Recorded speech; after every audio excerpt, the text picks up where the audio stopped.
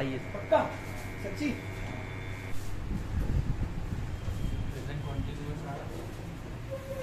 अब ना बोलेंगे हम, ठीक है। प्रेजेंट कॉन्टिन्यूअस में क्या क्या क्लियर हो गया हमारा? इज, एम, आर, वॉज और वर। केवल प्रेजेंट कॉन्टिन्यूअस में ही हमारा पास्ट कॉन्टिन्यूअस भी हो, इसमें प्रेजेंट कॉन्टिन्यूअस कवर हुआ, पास्ट कॉन्टिन्यूअस, और इसके साथ एक चीज हमने जो मेजर समझी वो क्या समझी थी जरा बताओ? Is, am, are, was, were का कॉन्टिन्यूअस से कोई लेना देना नहीं। Continuous state of an action को दिखाता है, is, am, are, was, were time को दिखाते हैं। बस ये एक ऐसी फॉर्म थी हेल्पिंग वर्ब की, या यूं कह लें पार्ट था ऐसा हेल्पिंग वर्ब का, जिसने मदद करी क्या किसकी? कॉन्टिन्यूअस की। लेकिन कॉन्टिन्यूअस में एक्शन दिखाने के लिए नहीं, किसकी?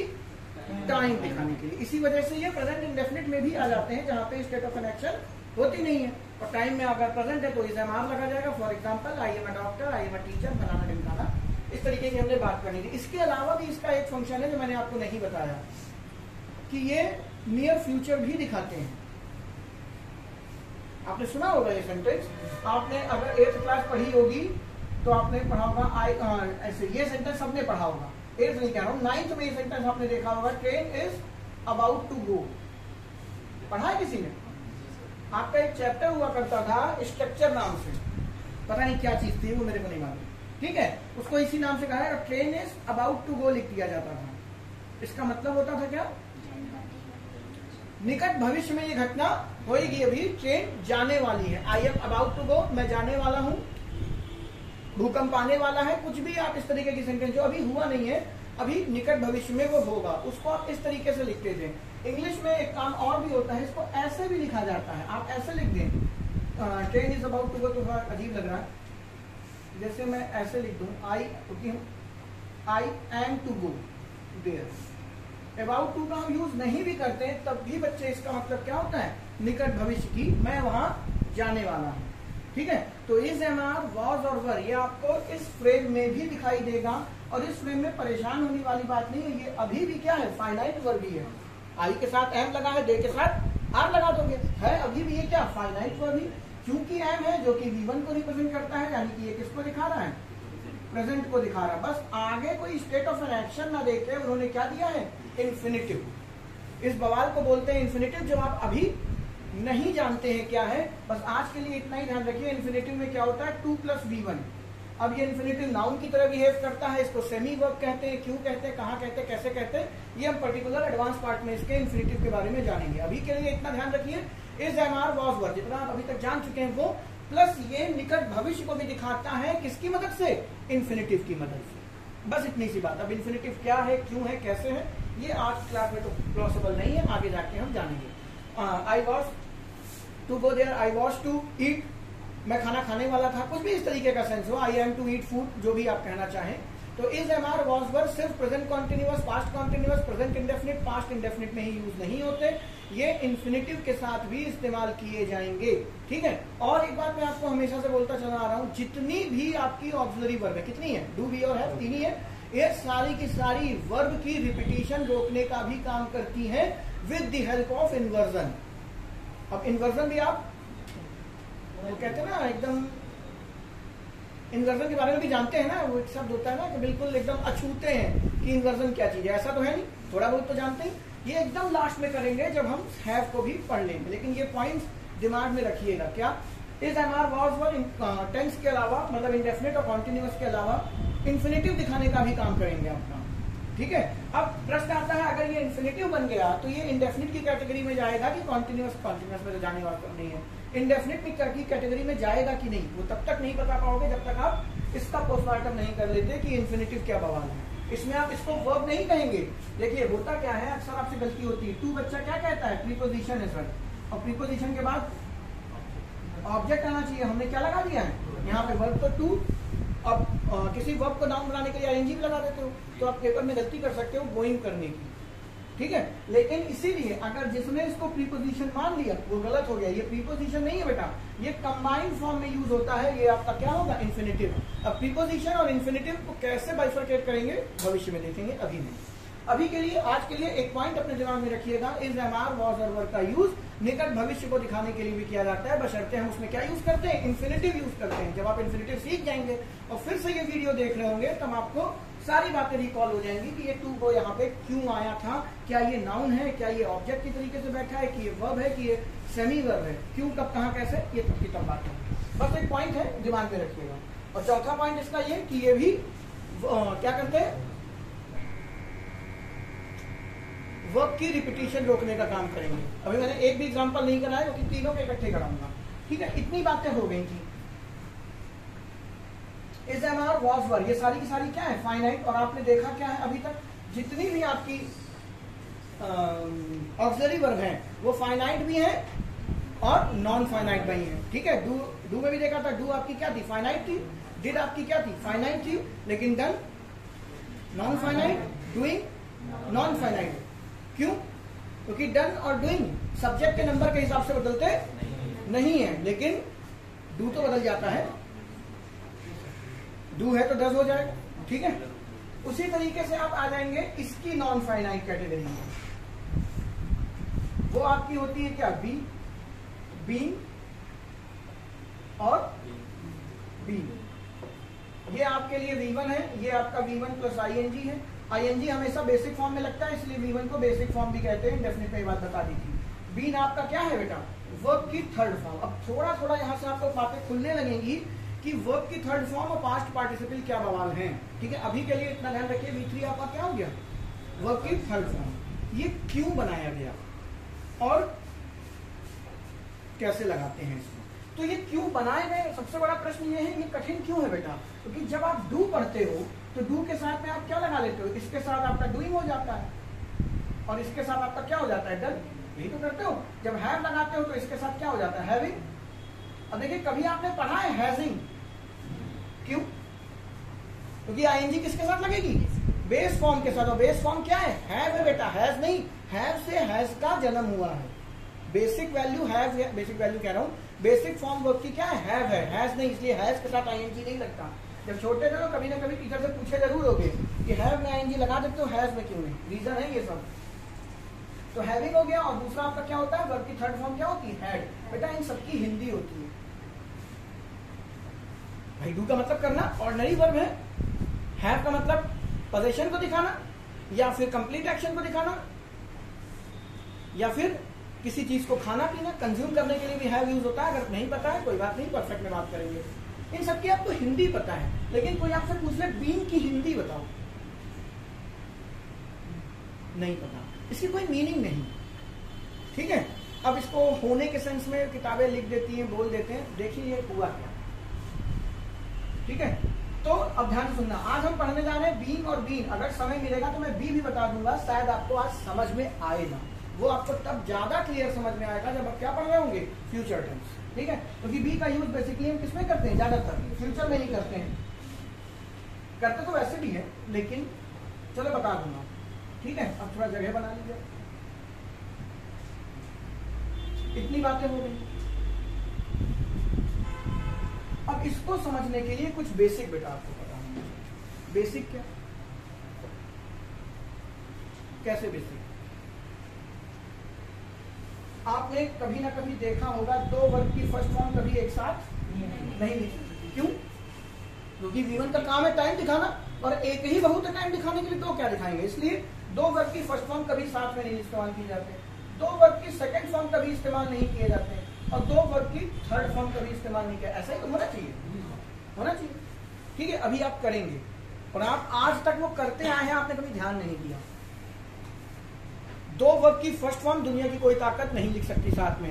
रीजन आपको पता है क्यों, कि दोनों एक ही काम को दिखाएंगे। तो ऐसा इंग्लिश में नहीं होता कि एक चीज अगर कोई दिखा रही है तो उसको हम क्या कह देते हैं, सुपरफ्लस एक्सप्रेशन, आवश्यकता से अधिक शब्दों का प्रयोग। एक V1 सफिशिएंट है टाइम दिखाने के लिए, तो दूसरा V1 क्यों लाना है। तो दो वर्ब की फर्स्ट फॉर्म, दो वर्ब की सेकंड फॉर्म कभी साथ में नहीं आ सकते। उसी तरीके से कहते हैं दो वर्ब की थर्ड फॉर्म भी एक साथ नहीं आ सकती।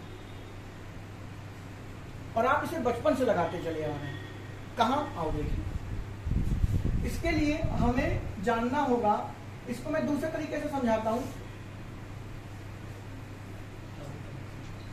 ठीक है बेटा जो शादियां होती हैं, आपकी भी होगी कभी ना कभी, कुछ लोगों की हो भी चुकी होगी, और कुछ लोगों ने शादियां देखी तो बहुत होंगी। हमारे जीवन का मात्र ध्येय क्या होता है?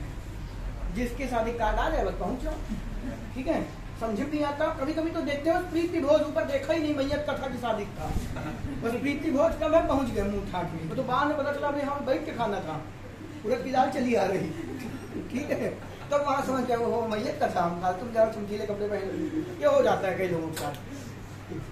तो खुश देख रहे हो कितना है, कोई बात नहीं बेटा, खुश रहना भी चाहिए, जीवन में दुखी अभी बहुत पड़ा है वक्त दुखी होने के लिए। तो शादी कॉन्सेप्ट में बेटा, एक शादी में कितने लोग इंपॉर्टेंस रखते हैं? कोई बताएगा? 3 लोग। कौन कौन? लड़की, लड़का और पंडित जी। बेटा अगर मान लीजिए शादी में लड़का कहीं चला गया, शादी नहीं हो पाएगी, लड़की कहीं चली जाए, शादी नहीं हो पाएगी। बेटा दोनों हैं और पंडित जी निकल जाए, पता चला अटैक पड़ गया। मतलब एक वेब सीरीज आई थी the great wedding of Munesh, देखिए वूड पे आई थी, उसमें दंगे हो जाते हैं, तो कहता हूँ क्या करने जा रहा हूँ? शादी करने जा रहा हूँ। कहना है तुम्हारी शादी हो सकती है क्या?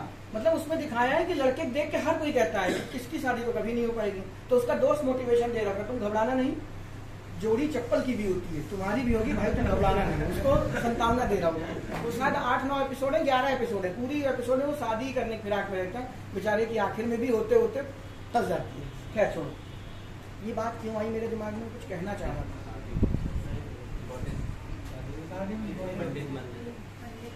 हाँ पता नहीं कुछ था दिमाग में, भूल गया, खैर छोड़िए। तो शादी में इंपॉर्टेंट कितने लोग होते हैं बेटा? 3 लोग होते हैं। अगर पंडित जी भी नहीं है मैदान में तो भी बेटा आपकी शादी नहीं हो पाएगी, ठीक है।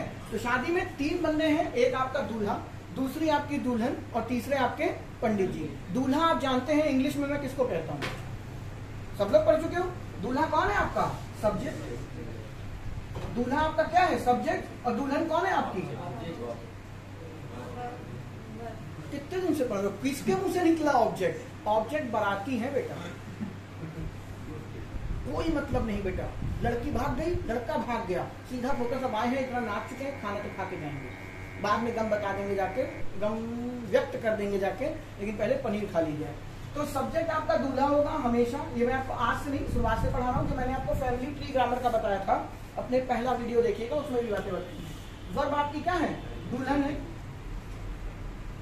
ठीक है। और रीजन भी आप जानते हैं क्या? वर्ब हमेशा बिहेव किसके अकॉर्डिंग करेगी? सब्जेक्ट के अकॉर्डिंग करेगी, और सब्जेक्ट भी वर्ब के अकॉर्डिंग काम करेगा। अगर सब्जेक्ट आपका सिंगुलर है तो वर्ब सिंगुलर होगी, सब्जेक्ट आपका प्लूरल है तो वर्ब प्लूरल होगी। बिल्कुल वैसे ही जैसे लड़का अगर नॉन वेजिटेरियन है तो वो उम्मीद करेगा लड़की नॉन वेजिटेरियन हो, लड़की अगर वेजिटेरियन है तो वो चाहेगी कि लड़का भी क्या हो? वेजिटेरियन हो। खुश देख रहे हो कि तो मैं भी लड़का हूँ, यस। अभी कोई मान ही नहीं रहा बेटा, ठीक है, मानेंगे। तो दूल्हा और दुल्हन ये आपके 2 लोग होंगे, ये आप पहले से जानते हैं। आज हम जानेंगे इसमें पंडित जी का रोल क्या है। बहुत इंपॉर्टेंट चीज है बेटा, पंडित जी का रोल क्या है यहाँ पे। यही आपके बेटा क्या कराएंगे, इसको आप किसी और नाम से भी जानते हैं, सब्जेक्ट वर्ब। और शादी क्या है हमारे यहाँ एक तरीके का, हालांकि शादी हमारे यहाँ व्यवस्था है, समझौता नहीं, लेकिन कई धर्मों में ये समझौता भी है, उसके बारे में बात नहीं करेंगे। आपने चैप्टर पर रखा है सब्जेक्ट वर्ब एग्रीमेंट, ठीक है। वो कोई चैप्टर नहीं है, वो बस आपको एक्सेप्शनल चीजें बताने के लिए पढ़ा दिया गया। अगर आपको पहले से ही सारे कॉन्सेप्ट पता है तो वो चैप्टर पढ़ने की आपको कभी जरूरत नहीं, मैंने आपको आज तक कभी पढ़ाया भी नहीं, जरूरत ही नहीं। उसमें जितना कुछ है वो सारा का सारा आप जब चैप्टर पढ़ेंगे तो उसमें कॉन्सेप्ट में ही सीख लेंगे। तो मेनली आपका एक सब्जेक्ट हो गया, एक वर्ब हो गई, और उसके बीच में क्या होना चाहिए, कुछ होगा जो पंडित जी का काम करेगा, जो इन दोनों को क्या करेंगे, लिंक करेंगे, ठीक है। एक तो इतनी बात आपको पता है। दूसरी एक बात मैंने आपको बताई थी इंग्लिश में, अभी ग्राउंड बना रहा हूँ। इंग्लिश में एरर जो है वो 2 तरीके से आती है। कैसे? एक आती है ग्रामर बेस्ड, जो आप सब लोग करते हैं। एक बच्चे आती है लैंग्वेज बेस्ड पे। कई बार ऐसा होगा जब आपकी ग्रामर सही होगी लेकिन लैंग्वेज गलत होगी, कई बार ऐसा होगा और आप चेक नहीं करते उस बात को। कैसे? एक नन्हा सा सेंटेंस है, मैं बार बार कराता हूँ, आई वॉज किल्ड। आई आपका क्या है? सब्जेक्ट है, कोई ऑप्शन नहीं। वॉज क्या है? V2 को दिखा रहा है, यानी कि ये पास्ट को दिखा रहा है। और किल्ड अपने आप में क्या है? Past participle. या फिर आप कहते हैं अभी थोड़ी देर के लिए क्या कर दें, V3 कर दें। ठीक है, अब बात समझिएगा, ग्रामेटिकली सेंटेंस क्या हो जाता है सही, लेकिन ये गलत है। पूछे क्यों? क्योंकि आपको पता है आई जो सब्जेक्ट है वो किसका है? प्रोनाउन। और प्रोनाउन में आई क्या है बच्चे? स्पीकर। और स्पीकर कौन होता है? जो बोलता है। तो मुझे बताइए बोलने वाला कैसे बोलेगा कि मुझे मेरी हत्या कर दी?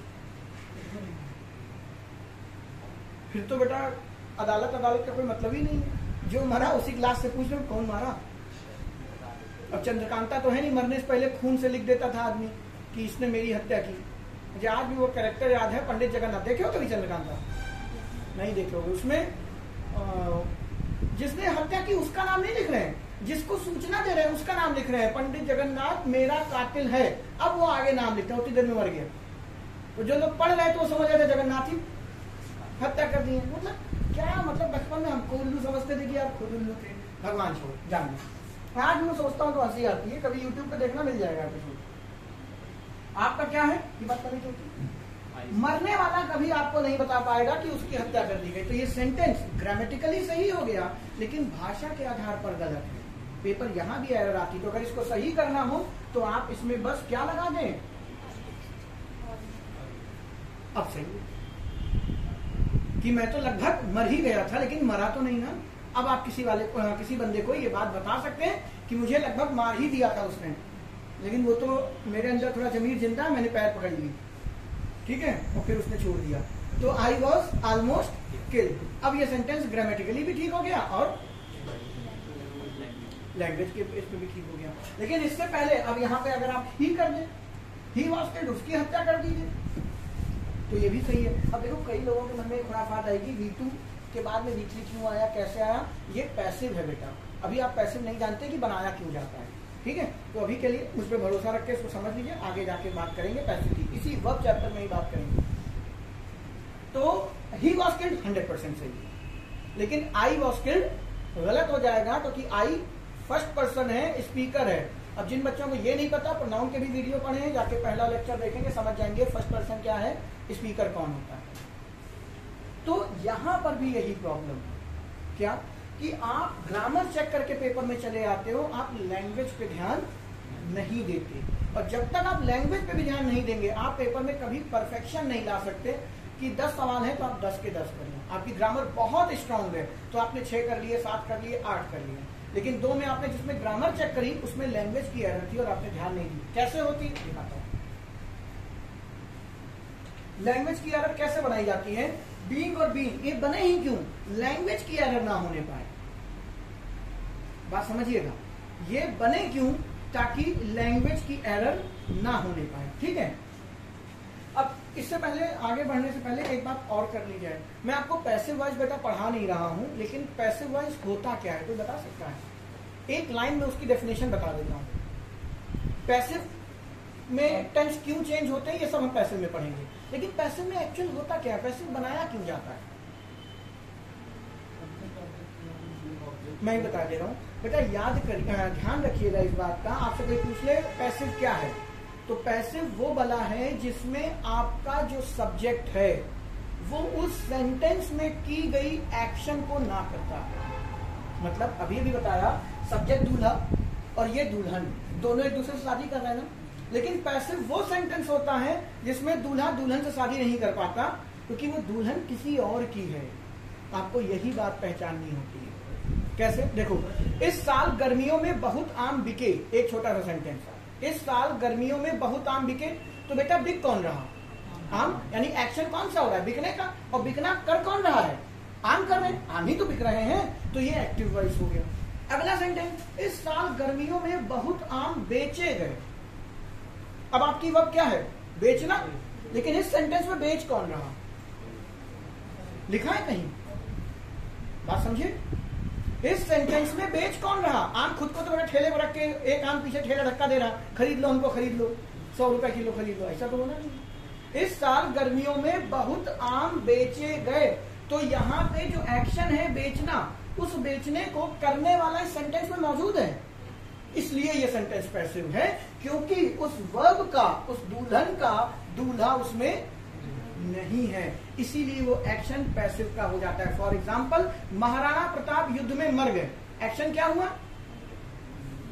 कोई तेजी में जल्दी जल्दी बोलो, एक्शन क्या हुआ? मरना। मरा कौन? महाराणा प्रताप। Active voice. युद्ध में महाराणा प्रताप मार दिए गए।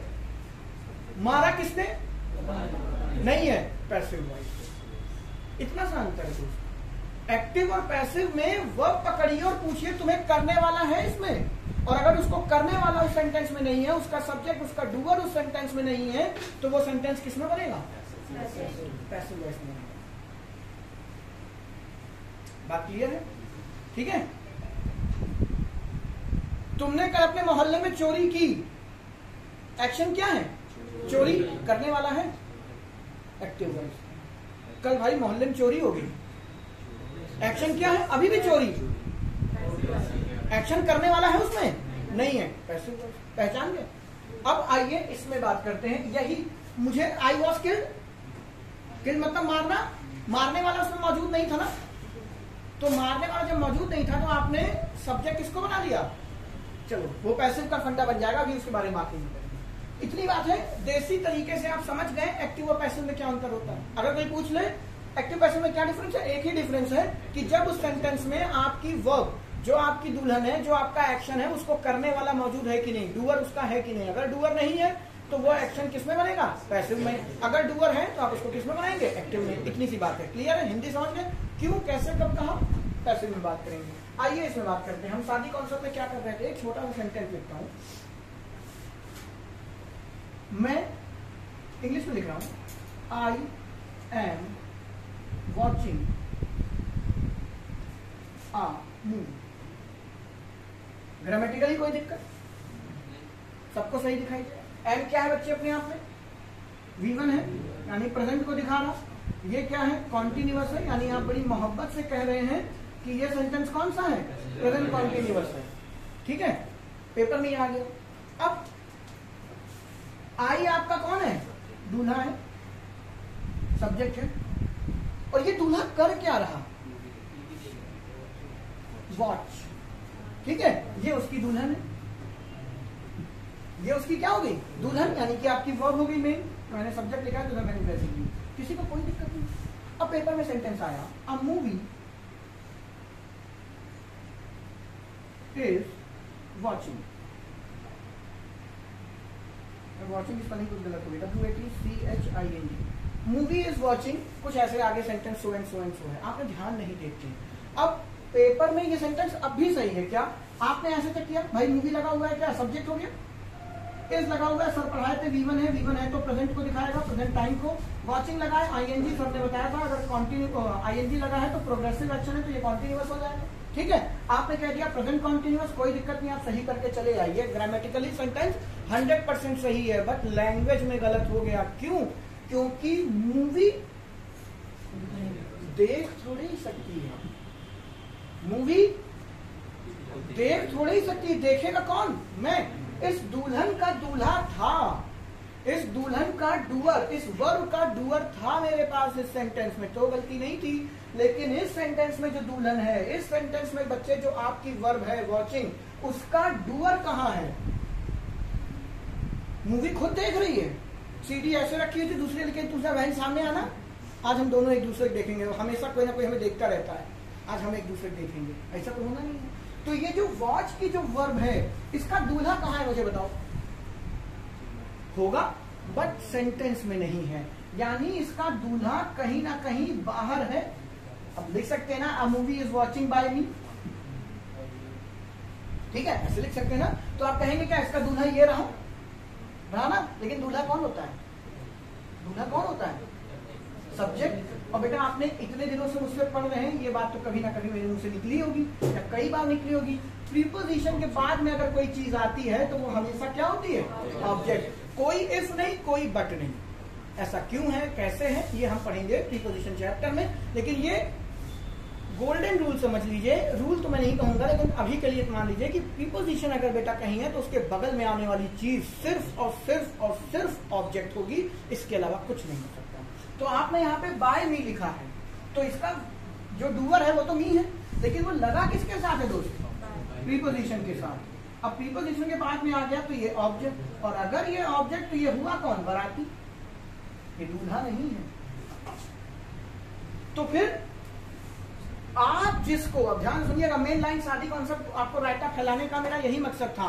क्या होने जा रहा है देखिएगा, इसमें आई की दुल्हन इसके साथ में है, सब्जेक्ट वर्ब एग्रीमेंट। जब सब्जेक्ट की दुल्हन होगी तभी उनके बीच में एग्रीमेंट होगा, तभी वो एक साथ फ्रेम हो सकती हैं। लेकिन यहाँ पे आपने जो दूल्हे के साथ जो दुल्हन दी है वो दुल्हन किसी और की है, और वो और कौन है बेटा, बाराती। यानी ऐसे समझ लीजिए, मान लो किसी लड़की की आज शादी है और उससे 4 दिन पहले उसकी फ्रेंड की भी शादी हुई थी और वो उस शादी में आई है, तो बेटा अमूमन मान लो दुल्हन के जैसे ही तैयार होके आई होगी या कहो उससे ज्यादा। अब ऐसा तो है नहीं तुम कहोगे ना अब उससे करेंगे, उसका लहंगा ज्यादा महंगा लग रहा, ऐसा तो है नहीं बेटा, कितना मारे जाओगे। और तुमने यहाँ पे यही गलती करी, वहां मार खाओगे और यहाँ नंबर कट जाएंगे। ये बेटा दुल्हन किसी बाराती की थी, यानी आपके दोस्त की वाइफ थी जिसकी 4 दिन पहले ही शादी हुई है, बस वो दुल्हन जैसी दिख रही है। बात समझ रहे हैं, वो दुल्हन जैसी दिख रही है लेकिन है नहीं दुल्हन। एक टीवी पे ऐड नहीं आता बेटा, ग्रूम ब्रिगेड, वो मान्यवर वालों का ही है शायद, कि जैसे दूल्हे ने कपड़े पहन रखे होते 2-4 उसके दोस्त वाले भी पहने होते हैं ना। तो अब ये तो मतलब नहीं लड़की बेटा जयमाल लेके आए, ये गया पास खड़े जिसके भग जाए, ऐसे तो होना नहीं। तो वो दिख रहे हैं दूल्हे जैसे, है नहीं, वो दुल्हन जैसी दिख रही है। यहाँ पे वो दुल्हन है नहीं। अब खेल देखना, यहाँ पे भी ये क्या है, दुल्हन है, लेकिन क्यों दुल्हन कैसे डिसाइड किया, क्योंकि उसका डूअर था, उसका दूल्हा था। लेकिन अब यहाँ पे वो लड़की है तो दुल्हन के ही गेटअप में, लेकिन वो है किसकी, प्रीपोजिशन के बाद लिखे हुए डूअर की, और वो क्या है, ऑब्जेक्ट, यानी कि ये बाराती की दुल्हन है। तो बाराती की दुल्हन उस शादी में तो दुल्हन नहीं हो सकती ना, उसकी 4 दिन पहले शादी हो गई, यानी अब ये लड़का मुंह लटका के घर जाएगा, शादी नहीं हो पाएगी। यही तो होगा। लेकिन मजाल है बेटा 500 बाराती लेके गए, इतना खर्चा हो गया। लड़की के पिताजी खुद कहेंगे अरे नहीं मैं बैठा जा रहा हूँ, शादी तो होकर रहेगी, बहुत खर्चा हो गया, ठीक है। तो होगा क्या, अब देखिए क्या होने वाला है। मूवी, ये बेटा दूल्हा, अब इसके चेहरे पे क्या आ गया, दुख, क्योंकि जिसको वो अपनी दुल्हन समझ रहा था वो दुल्हन किसकी है, किस्मी की। बाराती नहीं बेटा, थोड़ा ग्रामेटिकली टर्म में आ जाओ, ठीक है। पता चला तुम वहाँ मंडप बनाया हो इंग्लिश के पेपर में, एग्जाम में भी कह रहा है कौन बच्चा था, ठीक है। ये दुल्हन किसकी हो गई, इसकी, यानी कि ये वर्ब इसके साथ, अब ग्रामेटिकली बात कर रहा हूँ, ये वर्ब इसके साथ एग्रीमेंट नहीं कर सकती। सब्जेक्ट वर्ब एग्रीमेंट चैप्टर देखा ना, इस वर्ब का एग्रीमेंट किसी और के साथ है, ग्रामेटिकली बता रहा हूँ। तो क्या ये बेटा बारात लेके वापस लौट जाएगा, नहीं, ये तो बेटा मुंह लटका के बैठ जाएगा। अब पंडित जी का रोल यहाँ पे आता है। पंडित जी क्या कहेंगे, औने पौने कौनो कूड़ा बिनने वाली लड़की अगल बगल दिखाई दे रही हो, नाली साफ कर रही हो, बर्तन धो रही हो, कहीं से भी लाओ, लेकिन लौंडे शादी करा जाएंगे, बहुत ज्यादा दुखी, ठीक है। लड़के के साथ भी यही हो सकता है कि कहीं से भी, अरे कई मूवी देखी होंगी आपने, लड़का नहीं पहुंचा बारात में तो वहीं पे किसी से उठा के कर दी, देखी हो कि नहीं, बस वही सिचुएशन है। अब ध्यान सुनना, शादी इसकी होनी है लेकिन ये तो दुखी, ठीक है। तो शादी, अब मैं थोड़ा सा इसमें गैप बना दूं, मुझे जगह चाहिए होगी। A movie is watching by me, a movie is watching,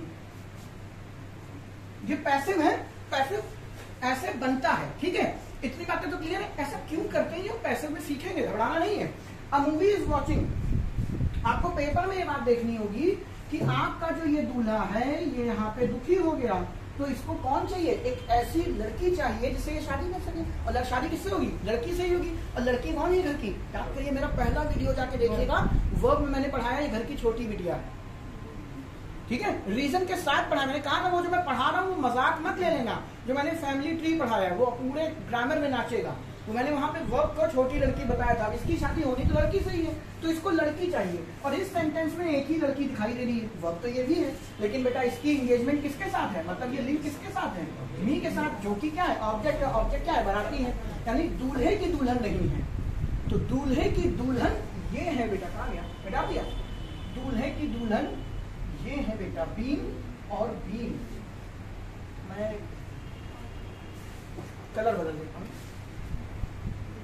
दूल्हे की दुल्हन क्या है, ये बफे लगा हुआ है। आगे मैं बी भी लिख देता हूँ, लेकिन बी यहाँ पे अभी आएगा नहीं, थोड़ी देर बाद दिखाऊंगा। चलो लिख देते हैं, दूल्हे की दुल्हन ये है, और दुल्हन के रूप है बेटा 3। एक दुल्हन कैसी है V1, एक दुल्हन कैसी है V1 प्लस ing, और एक दुल्हन कैसी है V3। इसमें V2 नहीं होता, क्योंकि कभी वर्ब की सेकंड फॉर्म दुल्हन बन ही नहीं सकती। अभी आप खुद देख लेंगे। देखो यहाँ पे अब इस जगह पर बेटा, अब देखो बीच में पंडित जी है, ये दूल्हा, ये दुल्हन, लेकिन ये तो किसी और की है, तो लड़की कहाँ बिठाओगे, इसी के बीच में तो डालोगे। अब लड़की डिसाइड कैसे करें कि किससे कराएं शादी, तो ये कौन डिसाइड करेगा, पंडित जी डिसाइड करेंगे। और पंडित जी कौन है, V1 है तो क्या है, प्रेजेंट है। लेकिन पंडित जी ने प्रतिज्ञा ली थी कभी, यहाँ पे समझिएगा कि इज एमआर वाज और वर में किसकी मदद करने की प्रतिज्ञा ली थी, बोलिए, कॉन्टिन्यूअस। तो पंडित जी को पसंद कौन सी लड़की आएगी इन तीनों में, बीइंग। तो आपको क्या लगाना पड़ेगा, यही आपने बचपन से रटा है, present continuous change into present continuous plus being. अगर कभी बेटा कभी पढ़े हो इंग्लिश, तो अगर आपने कभी वॉइस पढ़ा होगा तो उसमें रूल बन के आता है present continuous change into present continuous plus being. ये बीइंग इस वजह से आया है। अब इसके चेहरे पे स्माइल आ गई, क्योंकि अब शादी इन दोनों की हो रही। अब खेल देखना, अब शादी इन दोनों की हो रही, इसकी नहीं। अब खेल देखिए क्या होने जा रहा है, यहाँ पे बीइंग और यहाँ पे वॉचिंग। बेटा लड़कियां चाहे जितना भयंकर मेकअप कर लें, अगर पड़ोसी वाली लड़की भी वैसा ही कर ले तो वो अगले दिन वो बदल देती है। मेकअप छोड़ दो, कपड़े, ऐसा मैंने टीवी में देखा है। मैंने जोक नहीं सुना, एक आदमी बहुत दुखी होता है एक दिन, क्या वाइफ 25,000 की साड़ी मांग रही है, तो वो दिला देता है। अगले दिन बहुत खुश होता है कि क्या हुआ, उसने मतलब वो भूल गई क्या 25,000 की साड़ी नहीं लगी, कि नहीं ले ली है, आज वो पहन के तुम्हारे घर गई है कि तुम्हारे, इसलिए तो खुश हो, तुम्हारे दुखी होने के कारण है। ठीक है, तो ऐसे जोक महिलाओं पे बने। मैं केवल एक एग्जांपल बता रहा हूं कि शायद ऐसा होता, मुझे नहीं मालूम। लड़कियों में ये टेंडेंसी पाई जाती है कि अगर किसी ने वैसी ड्रेस पहनी है तो वो वैसी ड्रेस नहीं पहनती। मतलब मैचिंग बहुत ध्यान देते, लौंडे देख लो, जो हाथ आ जाए वही पहन के बारात में चले जाए। यहाँ मोजा तक डालने का समय नहीं होता। कौन देख रहा, भाई डेली टोकती है कि क्या बेशर्मी है, मोजा पहन लो, ठीक है चल रहा, जब तक चल रहा, जब तक तलवे ना गिर जाए। तो दोस्त यहाँ पर भी यहाँ पर भी। अभी तक तो ये चौड़े से घूम रही थी, लेकिन अब दुल्हन आ गई है। तो दुल्हन अगर आपकी इस रूप में आई है तो बेटा इसका रूप बदलेगा कि नहीं, खुद देखिएगा। पंडित जी ने अभी तक, पंडित जी को पता नहीं था कि ये किसी और की दुल्हन है, तो उन्होंने अपनी जैसी लड़की बिठा रखी थी। लेकिन जैसे ही पंडित जी को पता चला कि ये किसी और की दुल्हन है, तो वो अपने मुताबिक दूसरी लड़की ले आए, बीइंग ले आए। तो क्या अब फिर वही बात है कि अगर आपने आईएनजी, याद करिए मैंने कई तरीके से समझाया, आपने ध्यान से देखिएगा, आपने आईएनजी उठा करके किसको दे दिया, मेन वर्ब को दे दिया, यानी कि ये लड़की का रोल प्ले करेगी। सारे गहने उतार के इसको पहना दिए, बिल्कुल ऐसे समझ लो। तो ये क्या हो गया, तो इसके गहने छीनेंगे कि नहीं, अभी भी ये गलत है। जैसे ही आपने इसके गहने छीन लिए तो ये क्या बन गई, बेस फॉर्म, वॉच। ठीक है, और बेस फॉर्म का मतलब क्या है, एकदम नया रोल। बट यहाँ पे तो उसकी शादी हो चुकी है, घटना घट चुकी है, इसको पास्ट में बदलना पड़ेगा। और जैसे ही पास्ट में बदल दोगे, इसका मूड खराब हो जाएगा कि मैं तो V1 हूं, मैं प्रेजेंट दिखा रहा हूं, तुम पास्ट में कैसे बदल जाओगे। तो ये पास्ट में भी नहीं बदलता, ये V3 बन जाता है परफेक्ट। परफेक्ट का मतलब ही क्या होता है, बोलिए, कंप्लीट एक्शन। उसकी शादी होगी कि यही करेगी अभी, फिर से वो कंप्लीट एक्शन है दोस्त। तो आप उसको V3 के नाम से जानते हैं, लेकिन वो V3 भी नहीं है, वो है पास्ट पार्टिसिपल। अब ये पास्ट पार्टिसिपल क्या है, ये मैं आपको भविष्य में बताऊंगा। अभी जिनको नहीं समझ में आता वो उसको V3 मान के चले थोड़ी देर के लिए। तो आपको मजबूरी में वॉच्ड करना पड़ेगा। और याद करिए, आपको बचपन में रटवाया गया था, बोलो जरा ध्यान से, क्या बताया गया था, पैसिव वॉइस में हमेशा क्या लगती है, वर्ब की थर्ड फॉर्म। इस वजह से आपने पैसिव भी काफी हद तक सीख लिया है। तो सही सेंटेंस हो जाएगा, a movie is being watched by me. और बच्चे ये V3 नहीं है, इसको एक्चुअल में क्या बोलते हैं, वीडियो रिकॉर्डेड है, PPT, past participle of transitive verb. ये ट्रांजिटिव क्या है, इसका रहस्य उजागर होगा बहुत वक्त बाद, अभी नहीं, लेकिन आप अपने जहन में ये बात रखिएगा, पैसिव वॉइस में वर्ब की थर्ड फॉर्म यूज नहीं करते, past participle of transitive verb use करते हैं। ट्रांजिटिव का ध्यान रखेंगे, क्योंकि अगर आपकी वर्ब इनट्रांजिटिव हो गई, उसका स्वयं परमपिता परमेश्वर भी पैसिव नहीं बना सकते। रीना स्कूल जा रही है, इसका पैसिव करके दिखाओ, क्यों? क्योंकि इसमें ट्रांजिटिव वर्ब ही नहीं है। ऐसे सेंटेंस की पैसिव बना सकते हो जिसकी वर्ब ट्रांजिटिव हो। समझ में आए? अच्छी बात, ना समझ में आए छोड़ दीजिए। अभी केवल याद रखिए टर्म, धीरे धीरे एक एक पत्ते खोलेंगे। क्लियर है यहाँ पे बीन क्यों आया? बोलो। अब मैं इसी को और थोड़ा सा मॉडिफाई करूं। सेंटेंस आ गया, अमूल हैज वॉश्ड।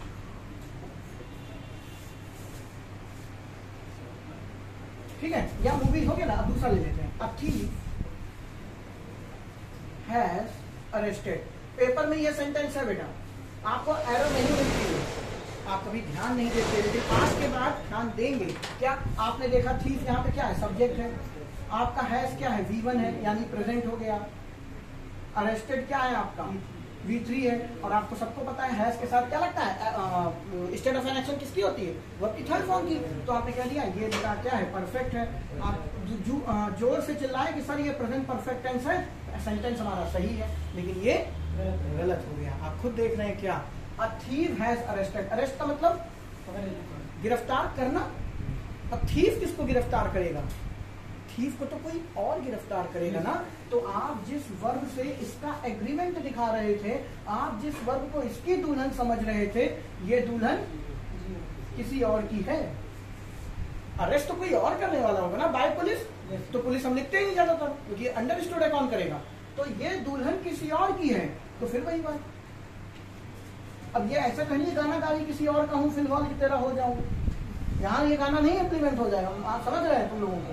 तो यहाँ पे फिर इसका चेहरा क्या हो गया, दुखी। तो पंडित जी बनाएंगे बेटा क्या, किस लड़की से शादी होगी। अब पंडित जी को पसंद क्या है, हैज है ना, और हैज ने कसम किसकी दी थी, परफेक्ट की। परफेक्ट क्या फॉलो करता है, वर्ब की third form.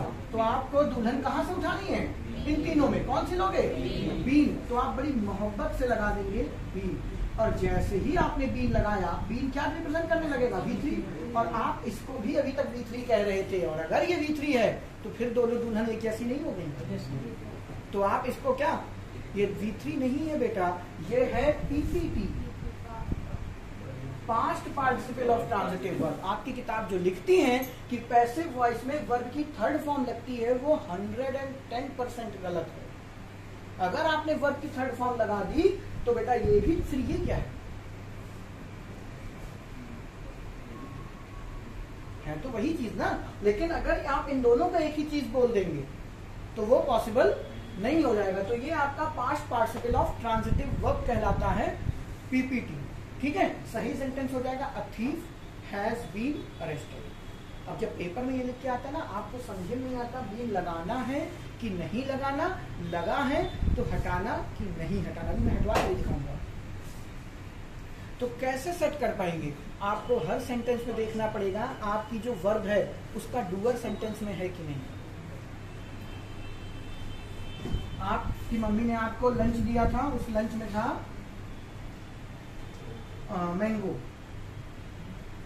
Mango has stolen, आम चुरा लिया गया।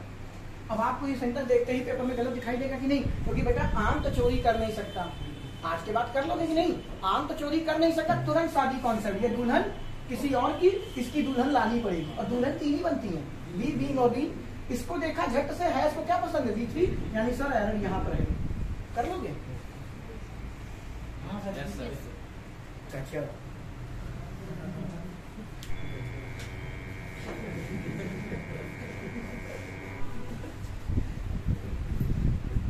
अभी हम आगे पढ़ने वाले हैं भविष्य, यानी फ्यूचर। फ्यूचर में आप विल बी लगाते हो ना, वो बी भी यही मारे है और कुछ नहीं।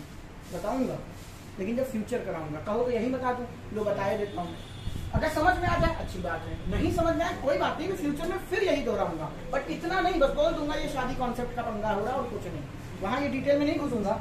आपने लिखा राम विल गोइंग देयर, ऐसे सेंटेंस आ गया, राम वहां जा रहा है, आपको नहीं पता, हमने तो कभी रटा ही नहीं कि किसमें वी लगता है किसमें नहीं, हमें लेना देना नहीं। Ram will going there, will बेटा क्या है अपने आप में, अगर आपको पता है, वेलन को नहीं पता तो अभी मैंने मॉडल्स भी नहीं पढ़ाया, वहां पोस्टमार्टम कर डालेंगे विल का हम पूरी तरीके से। विल एक मॉडल है, और गुरु मंत्र ले लीजिए, मॉडल के बाद हमेशा हमेशा हमेशा बेस फॉर्म लगेगी, यानी फर्स्ट फॉर्म। मॉडल के बाद हमेशा कोई भी मॉडल, अभी आप मॉडल जानते ही नहीं क्या बोला है, पूरा एक चैप्टर है बेटा, कम से कम 10 दिन 15 दिन चलेगा, उसमें आप सारे मॉडल समझ जाएंगे और वो जीवन में आपको कभी भी दिखाई दे। उसके बाद हमेशा बेस फॉर्म लगानी है, यानी वर्ब की फर्स्ट फॉर्म। तो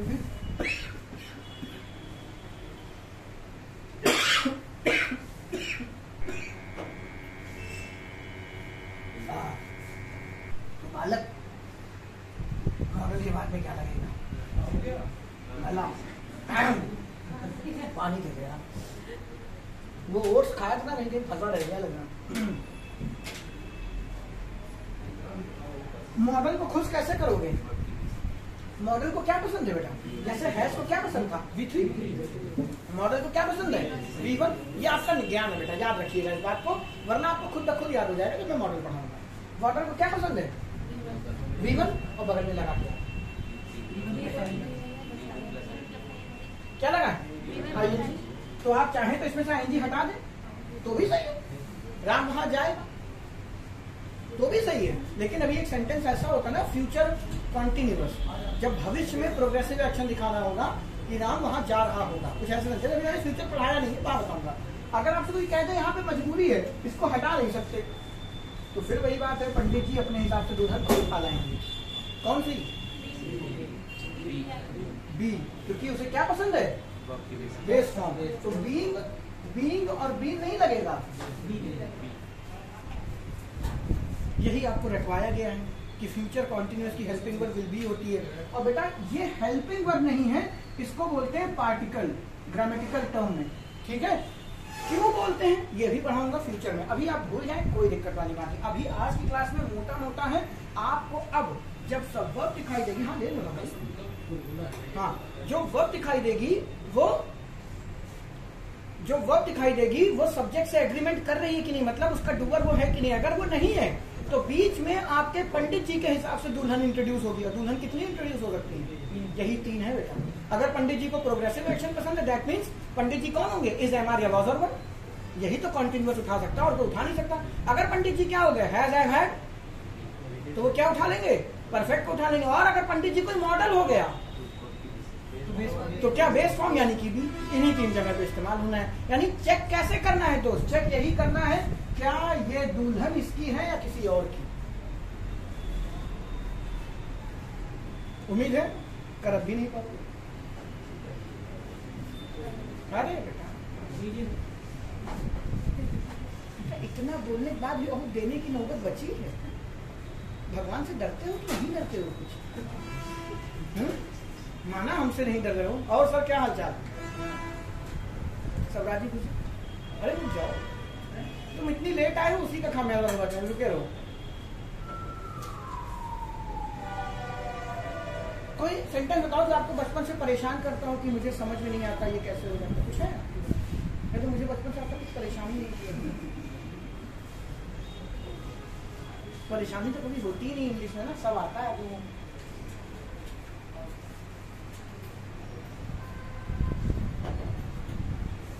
अब देखो पेपर में सेंटेंस आ गया आई विल देयर, मैं वहां होऊंगा। आपको दिमाग में क्यों कॉन्सेप्ट ये घुसेड़ दिया गया कि बी का मतलब होना होता है। कहते ना कि कल तुमसे मिलते हैं तो सामने कहता है आई विल बी देयर, मैं वहीं मिलूंगा, बोलते हो ना, वहां भी आप बोलते हो आई विल बी देयर। जानते हैं क्यों? वही विल क्या है दोस्त, मॉडल। मॉडल को क्या पसंद है, V1, इसमें कहीं V1 है तो बेटा दुल्हन उठा के लगा, इसलिए लगाया, कोई हिंदी नहीं इसकी। कोई मतलब नहीं है, ये बस शादी करवाने का, ये बस अपनी ग्रामर को सेटिस्फाई करने के वर्जन थे। सोचिए इंग्लिश कितना खूबसूरती से बनाई गई, एक एक चीज का जवाब देती है, बस आपको ही नहीं पता। आई विल बी देयर, तो यहाँ पे बी इसीलिए आया है क्योंकि कोई V1 नहीं है। अगर यहाँ पे V1 लगा दूं तो ये सही है, मैं वहां जाऊंगा।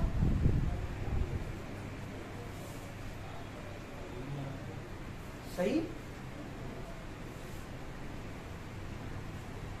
सही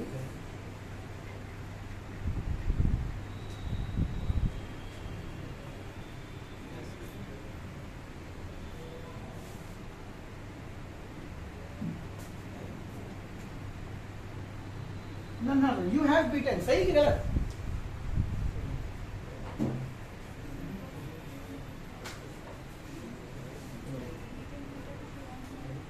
बीटन का मतलब होता है क्या? मारना। तो यू हैव बीटन, तुमने मारा, किसको? आगे लिखा है? नहीं लिखा, इसका मतलब ये ट्रांजिटिव था। ये चलो अभी उसे बातें नहीं करते हैं, नहीं लिखा ना, तो ये सेंटेंस कहीं ना कहीं अधूरा लग रहा है। तो इसका मतलब है तुम्हें मारा गया, तुम्हें मारा गया किसी और के द्वारा। तो यानी कि इसका दूल्हा कोई और है, इसको अपनी दुल्हन चाहिए। हैव के साथ क्या लगेगा? सही हो गया सर।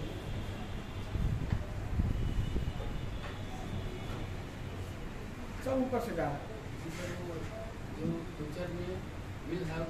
काहे परेशान? अभी तो हैव नहीं पढ़ाया, अभी इसके बाद हम पढ़ेंगे हैव, इसके बाद हम पढ़ेंगे फ्यूचर, इसके बाद हम टेंस का अंत करेंगे। कल से आपका हैव स्टार्ट हो जाएगा। We will have, shall have, been, है ना, वो कुछ रखने की जरूरत नहीं, केवल विल पता होना चाहिए। हैव अपने आप जन्म ले लेगा, बीन अपने आप जन्म ले लेगा। क्यों, कब, कहाँ, कैसे, इसमें देखेंगे। ठीक है, तो उम्मीद है शादी समझ में आ गई होगी। ठीक है, जब जीवन में उम्मीद करूंगा जब तुम लोग अपनी शादी कर रहे होगे मंडप में, तो शायद तुम्हें लड़की ना दिख के बीन और बीन दिखाई दे रहा हो, तो मुझे एक बार याद जरूर कर लीजिएगा। ठीक है, और पंडित जी को क्या दिखाई दे रहा है? पंडित जी कहाँ इस बैठे हैं आज, क्योंकि प्रेजेंट है ना। वे जब घर में बैठ के वीडियो देख रहे होगे, कहीं ये वॉज है, पास्ट हो गए। ठीक है, तो ध्यान रखिएगा, ये कुछ कॉन्सेप्ट नहीं है, बस मेरा पढ़ाने का तरीका है ताकि आप बात को रिलेट कर पाए। ठीक है, बाकी ग्रामेटिकल टर्म में वर्ब का जब तक सब्जेक्ट से एग्रीमेंट नहीं होगा वो उसके लिए काम नहीं करेगी, किसी और की है वो। ठीक है, तो आपको एक एक्स्ट्रा वर्ब इंट्रोड्यूस करनी पड़ेगी, और वो वर्ब किसके अकॉर्डिंग बिहेव करेगी? आपके पंडित जी जो उसके बगल में लिखे हुए हैं, ऑब्वियस सी बात है, तो वो उसकी पावर छीन करके उसको दे देंगे। ठीक है, तो यानी कि जैसे हमने अभी सेंटेंस किया था, क्या लिखा था, मूवी इज बीन, और पहले वहां पे क्या था, वॉचिंग। तो ये दो एक साथ लिखे नहीं जा पाएंगे क्योंकि इसी का तो आईएनजी इसने ओढ़ लिया। ठीक है, तो वॉच बन गया, और वॉच का क्या बनाएंगे, पास्ट पार्टिसिपल, बीता हुआ वक्त, क्योंकि शादी उसकी हो गई है बेटा। यहाँ पे तो ये कर रहा, तो WATCHED उसको पास्ट पार्टिसिपल बोलते हैं। बाकी इसके पूरे धज्जियां उड़ाएंगे हम लोग किसमें, वॉइस में। ठीक है, तब तक के लिए टाटा बाय बाय, ये खत्म। कल आपकी तीसरी ऑक्सिलरी वर्ब, किसकी बात कर रहे हैं, हैव की, कल उसका इंट्रोडक्शन शुरू होगा। ठीक है,